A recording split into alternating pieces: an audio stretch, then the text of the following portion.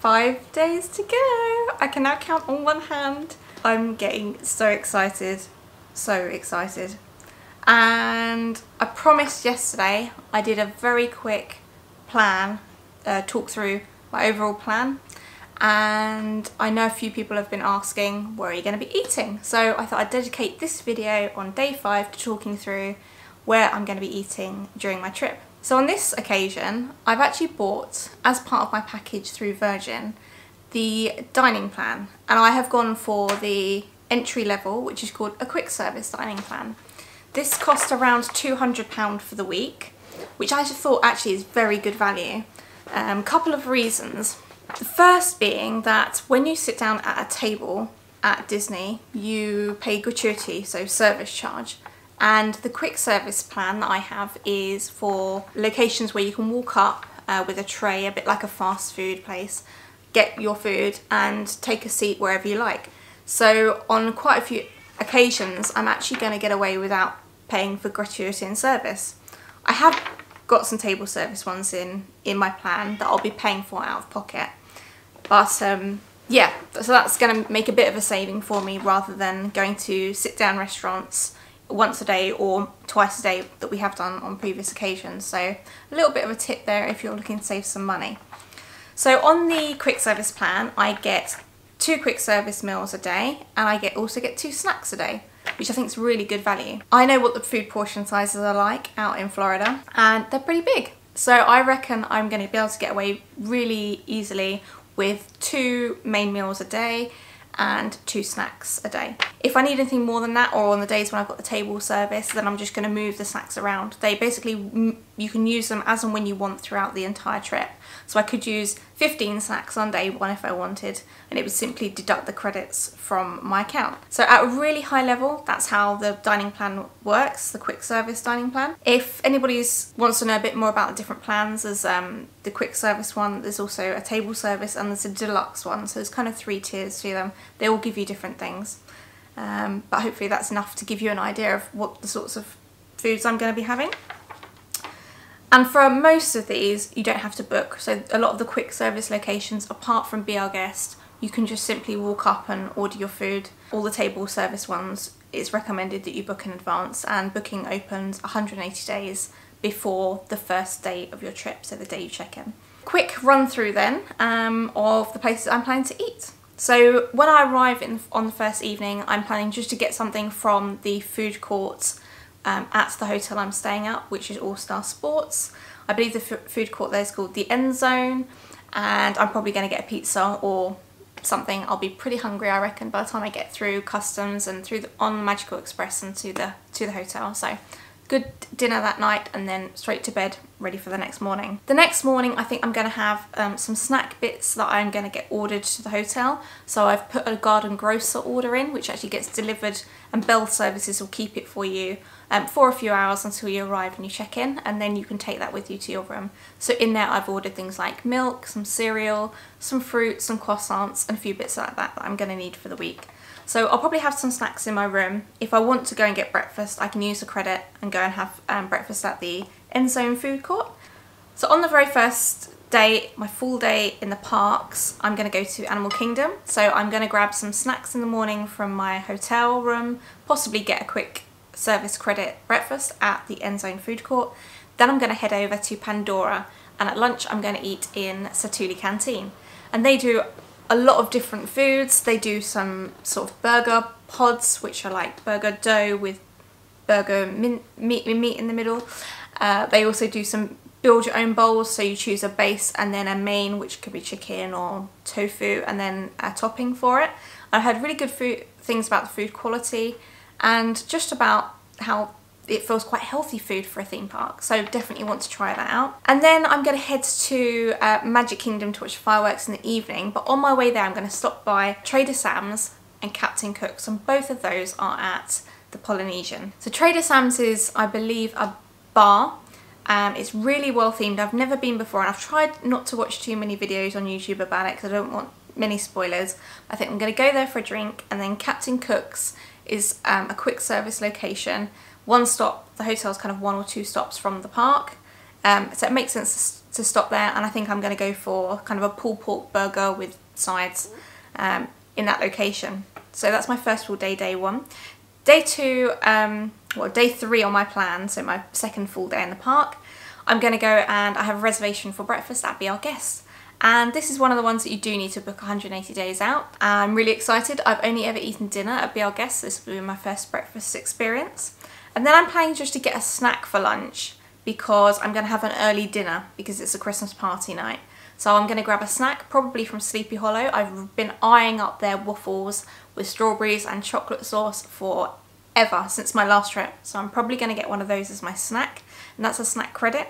I think it's worth about $8 or $9, so it's a really great use of a snack credit. Then I'll probably eat dinner at Columba Harbour House in the Magic Kingdom. I've never eaten there before, and it's good wholesome food.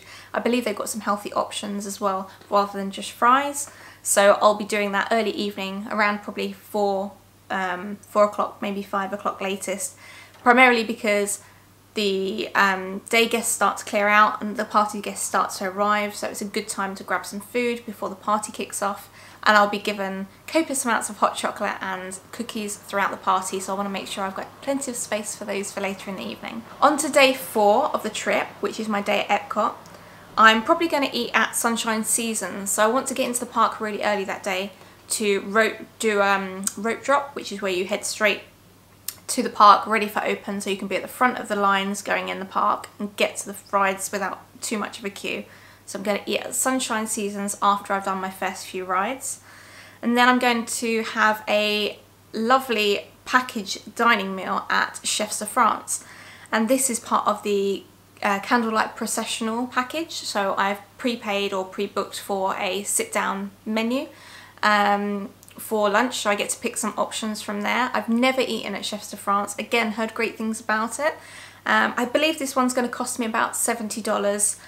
Before tax and gratuity, and this package allows me or reserves me a seat for one of the shows of the candlelight processional, which saves me queuing up for a few hours before, and I know I've heard the queues can get really long for that show. So doing that at lunch is going to make sure that I've got food, and throughout the day I'm well fed and watered, and I can sit and enjoy that show. And I believe I've got 5 o'clock show, so a really nice time of day, and then I can go around eating the rest of the way around all the different country pavilions if I so need snacks later in the evening. On to day 5 of the trip. So this is my day in Animal Kingdom. I'm planning to eat breakfast at Satuli Canteen, or if Satuli Canteen isn't open, because I've heard rumours that that is now closing for breakfast, I'll probably just grab a random snack in Animal Kingdom for breakfast, some croissants or pastries. And then I have a really luxurious lunch booked. I'm going to go eat at Tiffin's, which is the new kind of premium location for food and drink. And again, this is a packaged meal, so I've reserved a table for around lunchtime, 1:45, and by doing that it gives me an allocated seat in a preferred place for the Rivers of Light show. I've heard mixed reviews about the Rivers of Light show, but I've never seen it. I really want to see it, and if again it saves me queuing for that show in the evening and I get to eat at somewhere I really want to eat at, then that's great. Again, it's going to be paid for out of pocket and around the $70 mark, but I've heard really good things about the food and drink there, so excited about that. And then I'm going to head to Disney Springs in the evening and probably going to eat at Deluxe Burger if I have enough room left. Deluxe Burger is basically glorified burgers with great fries and an amazing array of sauces, so I'm really keen to try all of those out, in amongst obviously shopping. On day 6 I'm going to head to the Wave for breakfast, and if my memory serves me correctly, that's at the Contemporary Hotel. At lunchtime I'm going to go to Be Our Guest, so I have a reservation for about 1:30. And the reason I'm going back to Be Our Guest is A, I really love the atmosphere and the ambience there, but it will mean I've also eaten at the 3 different times of day that you can eat at, so I'll feel like I have a good judge on which of the slots, whether it be breakfast, lunch or dinner, gives you the best value. Breakfast and lunch are quick service credits and dinner is a table service credit, so it'll be good to just see how those different times of day vary and what the experience is like. And then in the evening I'm heading to Hollywood Studios, as I mentioned in my planning video yesterday, and I'm just going to probably grab some snacks around the park. I'll probably still be quite full from breakfast and lunch on that day, so a light snack and trying to use some of those snack credits up. On day 7, so my final full day in the parks, I'm actually going to be resort hopping. So I'm going to head to Grand Floridian Cafe for breakfast, I think. I could change this last minute, but let's see. Then I'm going to have snacks throughout the day because I'm going to be going to different resorts. I'm keen to try some different foods and eat at some different places to what I've been used to. So I believe the Boardwalk has a lovely bakery. And there's a few different things that I might be able to try at some different places. So planning just to use snack credits throughout the day. Then in the evening I'm heading back to Disney Springs and I'm going to go and try out Blaze Pizza.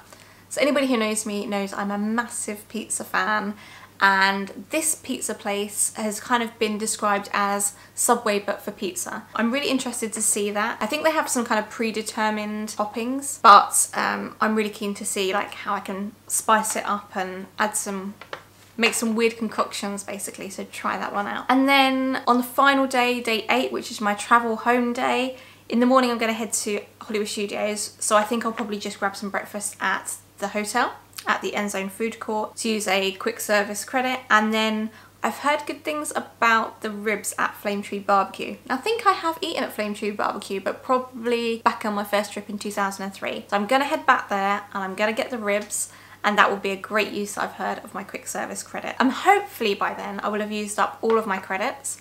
If I have any left over, then I may offer to buy somebody else's meal perhaps. I've heard a lot of people doing that, where they just say to the next person in line, I have a credit left, let me get you your lunch. So if I have any left, then I won't do that. And if I've got any snack credits left, then I'll probably just head to one of the shops along my in the park on my way out and pick up some bits to bring home. So essentially that is the plan for food and drink. I didn't talk that much about drinks actually. I do have non-alcoholic drinks included with all of my quick service meals. I will probably use a few of my snack credits for some of the milkshakes or specialty drinks. And the other thing that's happening while I'm there that isn't really in this plan is they have holidays around the world, or holidays of festivities or something like that at Epcot essentially. And that is 15 different kiosks that are all serving holiday food and drink from the different countries around the world. So I'll have the opportunity to try some things I've not eaten before. And I'm sure if I can use snack credits for any of that, then that would be a great use of snack credits. If not, I will definitely be paying out of pocket to try some of those specialty food and drink items. That would be amazing, especially as they're not available for the majority of the year. It's quite a short period of time that you can actually get your hands on that. So definitely worth trying, and I'm sure people will be really interested in hearing whether I like those things and what I rate and what I don't rate, so that when they go next year they can give them a try too. So 5 days to go. I will catch up with you again tomorrow evening, and I think I'm going to do a run through of my fast passes. So over and out for this evening. Bye!